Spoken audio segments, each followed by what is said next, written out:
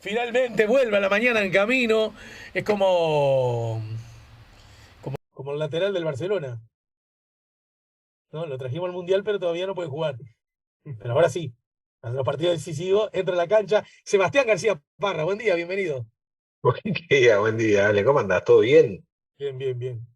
¿Y vos? Gustazo de volver, bien, bien, bien, bien. Estábamos Con un muchas poco ganas de estar por preocupados. acá. No sé si corresponde que te pregunte cómo está tu mano izquierda. Bien, está, para los que no están viendo por YouTube, acá se ve la mano con una férula y con, este, pero nada, bien, bien, mejorando y ya con unos días más ya estamos, creo que estamos con la mano operativa. Como te decía, cortamos un tendón lo decíamos antes de salir al aire, cortamos un tendón con una espátula, esa es la historia oficial. Vamos a crear, en mi idea es crear una historia mucho más heroica de cómo se cortó Bueno, este tendón. le pedimos a los oyentes que nos digan, mostrarnos de vuelta la mano, ¿podemos o no? ¿Cómo Ahí. no? Bueno, ahí lo Es tenemos. un tendón cortado, ¿verdad? Un tendón cortado en el pulgar, y necesito, nada, algo que sea digno de contarle a mis nietos. Una buena historia, una buena Una historia. buena historia, exacto. Una mejor historia de que agarré una espátula vieja y con ella Sin filo, protegí, además, una cosa. pero estabas rasqueteando algo con la espátula. Claro, estaba haciendo fuerza con esta mano, se zafó y digamos, se metió en el dedo, hizo un corte muy profundo, por eso cortó el tendón. Este, y nada, obviamente, ¿no? Genera el corte del tendón genera una falta de movilidad del dedo muy importante, además justo el pulgar, que es un dedo. Pero para más, los que trabajamos con el teclado es bastante incómodo, solo por el peso, pero bueno, me la estoy ingeniando como para poder trabajar con relativa normalidad. Bien. En todo caso, si a alguien se le ocurre una mejor historia Para mis nietos. que una espátula mal usada. Esa sería la historia oficial que tenemos que. Hoy, viste que ya. Está asociado con lo que vamos a hablar ahora. La verdad es relativa. Así que podemos construir una nueva historia. Voy rapidito algunos mensajes. La Unión Europea tiene una guerra comercial con Estados Unidos por la industria automotriz. Esto lo dice Omar, que se lo preguntaba a Juan Raúl, bueno, que recién nos acompañaba. Ivonne agrega, un gusto escucharlos. Humildemente creo que la rivalidad es por competencia futbolística, no comercial. Edison agrega, buenos días Alejandro, qué vergüenza todas estas mafias, narcos, aprietes, listas negras, espionaje. Venezuela sigue siendo régimen. Antes se le llamaba así todos los días. Saludos, lo dice Eddie el escribano. Los mensajes, sin excepción, todos nos ayudan a poner la mañana en camino. Y en ese contexto nos damos cuenta de una información, cito como fuente diario del país, advierten que fallo de la justicia afectaría libertad de expresión. ¿De qué va esto? Esto fue publicado hace el lunes de la semana anterior. Fallo del Tribunal de Apelaciones sobre derecho al olvido es cuestionado. Se discute si lo que debe primar es el honor de alguien o el interés público de la información. Y sobre esto, en la columna de inteligencia artificial nos propone, vamos a ver los nexos, vamos a ver las conexiones, nos propone hablar Sebastián García Parra. A ver de qué va y hacia dónde va, Seba. Bien, bueno, el derecho al olvido es algo que hemos abordado un par de columnas. eh, y tiene que ver con fundamentalmente y tiene como gran protagonista a Google. Cuando nosotros hoy queremos saber algo sobre alguien, sobre alguna empresa o sobre algo, naturalmente lo googleamos. A modo de ejemplo, si una persona va a buscar de repente está buscando empleo, y cada vez es más común que los reclutadores hagan una búsqueda, más allá de ver el currículum, hagan una búsqueda en Google de esa persona, a ver con qué se encuentra. Se podría llegar a encontrar con su actividad en redes sociales y no mucho más, o de repente puede encontrarse con alguna noticia donde aparece esa persona como protagonista de algún caso. Ujú. Eh, y este fallo tiene efectivamente que ver con eso. Por más que no están identificados quiénes son los protagonistas de esto, estamos hablando de una familia que en el 2012 tenía, esto fue lo que se acusó en su momento, tenía en una situación casi de esclavitud a unas personas de Bolivia trabajando allí en su casa. Por lo tanto, esto generó un juicio que a la postre fue archivado. Esa es la historia. En ese momento, año 2012, Varios medios de prensa publicaron la noticia, donde aparecían nombres de personas, pero además varios medios informativos no tradicionales, como pueden ser blogs o sitios de prensa netamente digitales, también publicaron esto. Obviamente lo que hace Google es indexar, ¿no? Es incorporar a los resultados que él devuelve todos estos medios de prensa, cosa que hace constantemente. Por lo tanto, desde el 2012 hasta hoy, si nosotros googleamos los nombres de estas personas implicadas en este caso, nos van a aparecer las noticias, las entradas de blog, ¿no? En estos sitios de repente más personales, que hacen referencia a ellos. Hubo un juicio, se inició un juicio a Google. Se inició un juicio en un principio a Google Argentina, la oficina de Google Argentina es la que maneja la región, donde Uruguay está incluido, donde se le exigía a la empresa eliminar los resultados del motor de búsqueda asociado a estas personas. Obviamente Google no puede pedirle a los medios de prensa que saquen la noticia, pero es muy potente que Google lo saque, porque nadie va a buscar en los medios de prensa el histórico de lo que están diciendo de Seba García o de Ale Camino, sino que se busca en Google. Allá está instalada una especie de realidad en la cual si no está en Google no existe. Por lo tanto, se está yendo a Google a pedir que se desindexen estos resultados. Y esto es el derecho al olvido. De alguna parte, de alguna manera, derecho al olvido significa que esta familia lo que está diciendo, bueno, yo tengo el derecho de que ya no aparecer más en esos resultados de búsqueda, obviamente con la impotencia de que las personas poco podemos hacer, y los estados, vamos a ver que no tienen muchas herramientas tampoco, de pelear contra Google en este tipo de casos.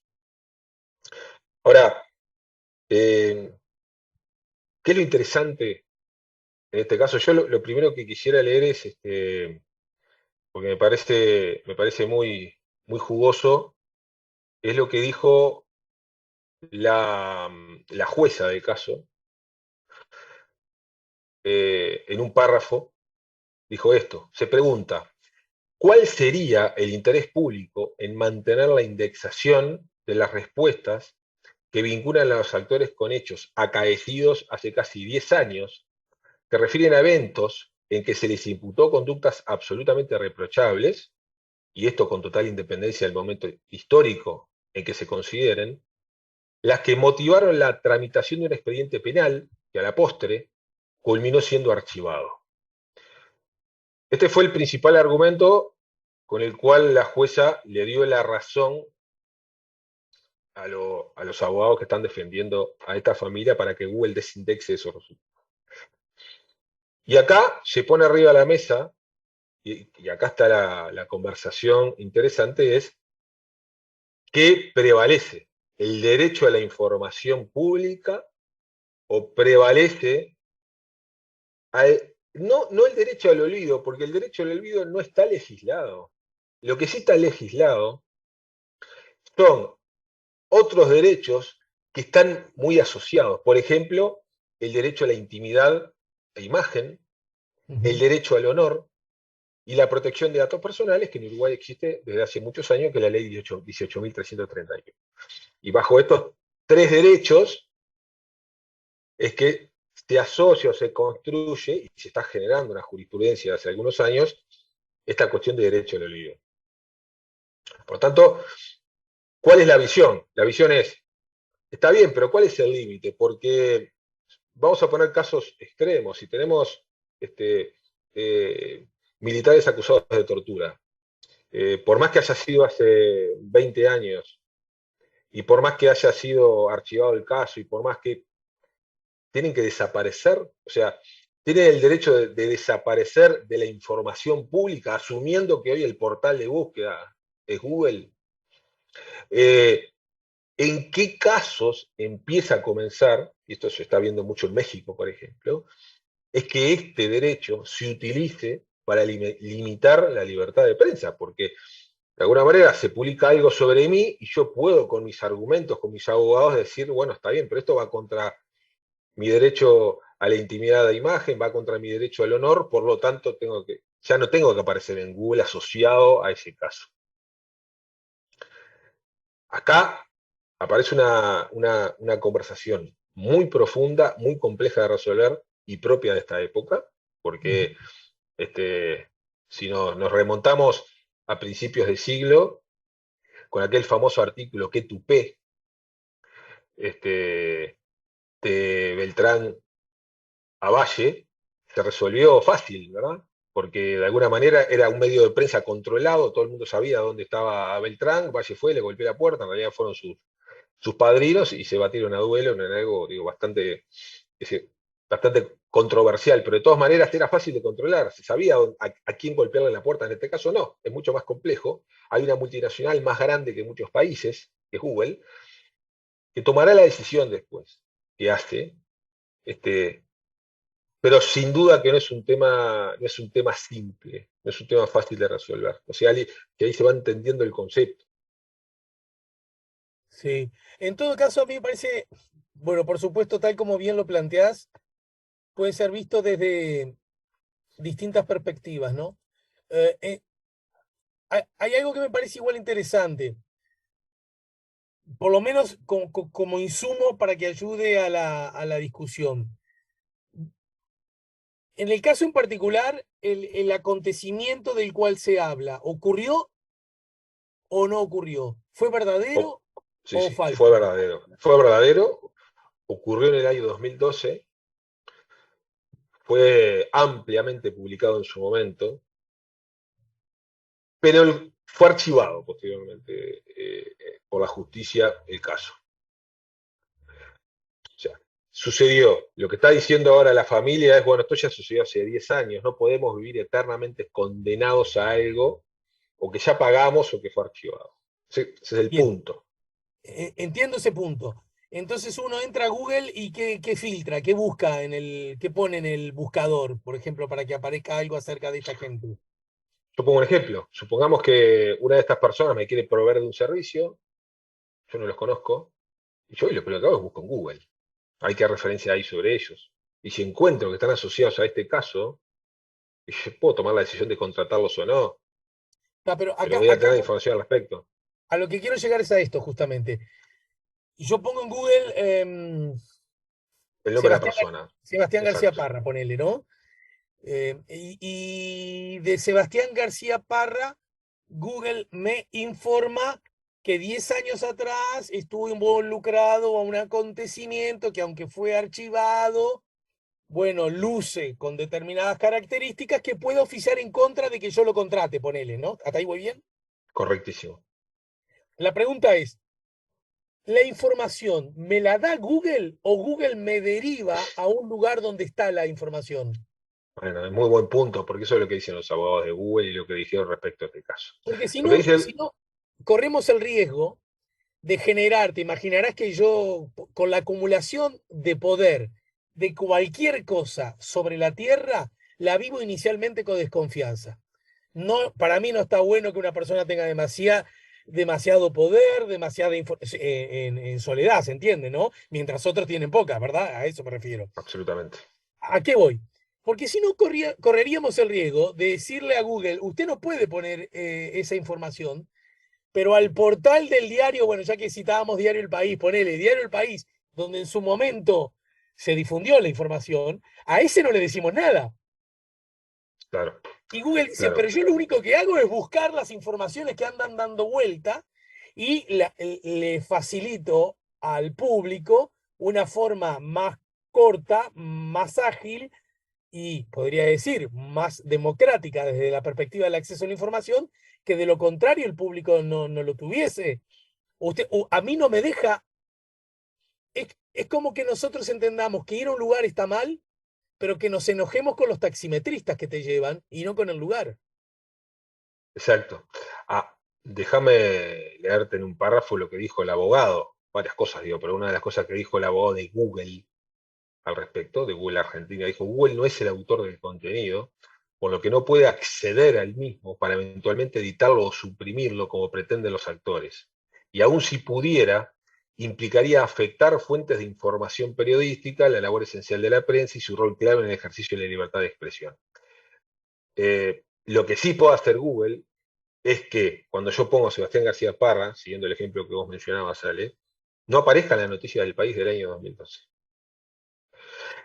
Por lo tanto, con la potencia que hoy Google tiene, nada pasó. Porque mi fuente de búsqueda va a seguir siendo Google. Yo no voy a ir a buscar a Claro, todos los medios de prensa. a eso voy. Y por lo tanto, además, como existe tanta replicación de contenido, porque hoy el país publica algo y luego esa misma nota la van replicando, ¿sí? Distintos sitios, por lo tanto sería imposible que hoy yo pueda ir a juicio contra 1000, 2000, 3000, 4000 fuentes a lo largo y ancho de todo el mundo. Por lo tanto, voy contra una, que es la que centraliza la búsqueda. Entiendo, entiendo. No, y en definitiva, ¿dónde estamos parados con relación a ese asunto? Lo digo además hoy, Seba querido, porque se nos escapó la tortuga, dijera el Diego. Hoy es el Día Mundial de la Seguridad Informática o Ciberseguridad. Sí, tema más que interesante y del cual Uruguay ha sido un víctima de varios ciberataques en los últimos tiempos, que le podemos tomar el próximo miércoles si les parece bien, pero eh, ¿dónde estamos parados? Y bueno, estamos parados ante algo que vos mencionabas hace un ratito, porque el juicio fue en primera instancia hacia Google Argentina, en segunda instancia que es Google SRL, en segunda instancia Google LLC, que es la empresa de Estados Unidos. Ahora, depende de Google. Eh, Depende de Google. No, Google históricamente se ha mostrado que ante los fallos judiciales de distintos países del mundo, los analiza internamente con mucha tranquilidad, con mucha independencia, con la soberbia incluso que le da ser una de las empresas más importantes del mundo, Mm, y toma la decisión que le parezca pertinente, sin importar el juicio. Porque es verdad que Google no está en una isla aislado, pero tiene una extraterritorialidad tan importante que puede perfectamente hacer caso omiso a un fallo judicial de Uruguay porque eso se basa en la jurisdicción de repente de donde estén sus servidores. Perfectamente, no sé, eh, las leyes de San Francisco, por decir algo, ¿verdad? Entonces, yo creo que donde estamos parados ahora es justamente está el fallo de la justicia uruguaya que está solicitando a Google desindexar esta información de esta familia del año 2012, por este caso del 2012, y ahora se está esperando qué decisión toma Google. Eso muestra el poder de la empresa también, ¿verdad? ujú. Por lo tanto, esto es, en resumen, un motor de generación de jurisprudencia respecto a qué hacer con casos similares, porque hay casos que son muy obvios, muy evidentes. O sea, si a mí se me acusa con noticias falsas, por algo que no fue, tengo todo el derecho a hacerlo. Y ahora están los casos límite, donde la información pública está muy por encima de el derecho a la intimidad de imagen, el derecho al honor, porque estamos hablando de casos muy graves con los que merecen ser informados. Recordemos, y esto es muy importante, que Google es y será por mucho tiempo la fuente de información, de aprendizaje para nosotros, para nuestros hijos. Por lo tanto, cuando busquen algo sobre alguien, más allá de que las fuentes originales no sean de Google, no hayan Sí. sido generadas por Google, Google va a mostrar lo que quiera. Y por lo tanto se va a aprender en función de eso. Así que